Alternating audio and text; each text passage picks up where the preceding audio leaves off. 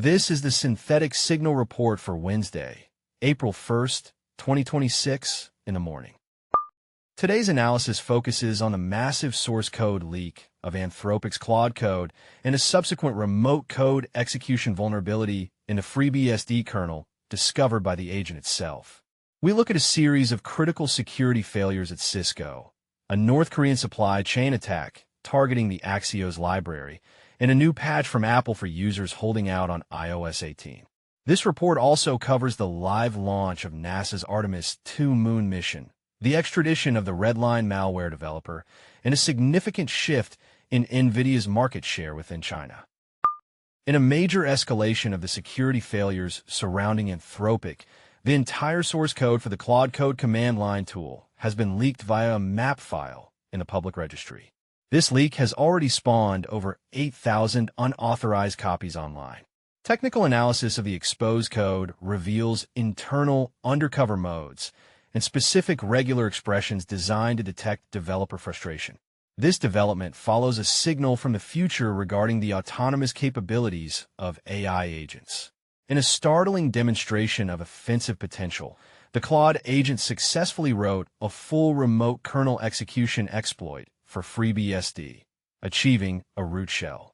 This vulnerability, identified as a critical memory corruption flaw in the kernel's network stack, demonstrates that agentic workflows have moved beyond simple code suggestions and into the realm of complex, multi-step vulnerability research.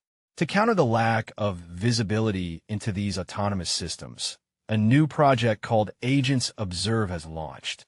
This real-time dashboard provides a monitoring harness for teams of agents, allowing engineers to search and filter agent output as they operate. Early testing of this dashboard shows that internal hooks in Claude code are blocking, meaning performance degrades rapidly when multiple security plugins are active.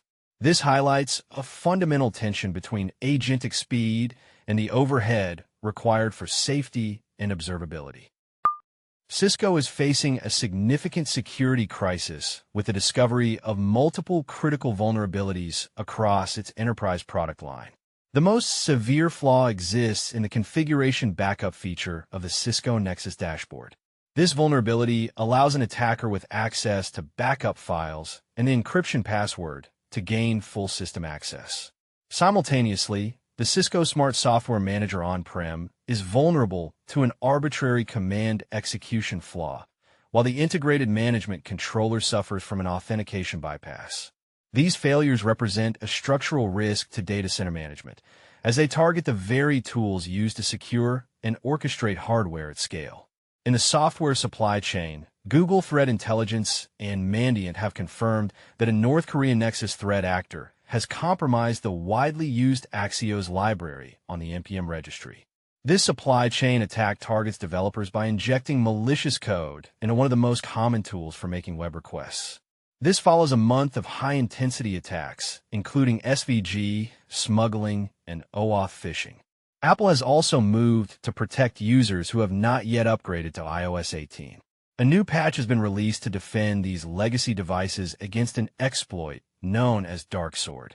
This highlights a growing trend of holdout populations refusing major OS updates due to privacy or performance concerns, creating a fragmented security landscape that requires vendors to maintain older software versions longer than planned. NASA is proceeding with the live launch of the Artemis 2 mission this morning. This mission marks the first time in over 50 years that a crew will travel to the moon's vicinity. The technical focus remains on the Orion spacecraft's heat shield and life support systems, which have undergone extensive testing following the uncrewed Artemis 1 flight. In the hardware market, Nvidia's dominance in China is showing signs of structural decline. The company's market share has fallen from 95% to 55% as the Chinese government pushes for the adoption of domestic silicon. Local chip makers have delivered over 1.6 million AI units, capturing 41% of the domestic market. This shift is accompanied by a massive predicted jump in global memory prices, with some contract costs expected to rise by 75% in the second quarter. Additionally, the OS Hintosh project has emerged as a notable development in open-source hardware. It provides a fully open-source implementation of a 68,000-based Macintosh, allowing for the physical reproduction of legacy computing architecture using modern manufacturing techniques. The community is currently reacting to a major address by Donald Trump regarding the ongoing conflict in Iran. National Public Radio reports widespread uncertainty over the timeline for American extrication from the war. Sentiment among technical observers is increasingly cynical regarding shadow AI. This chatter was triggered by the launch of Claude, a tool designed to find and secure rogue agents within organizations that employees did not ask for in the first place.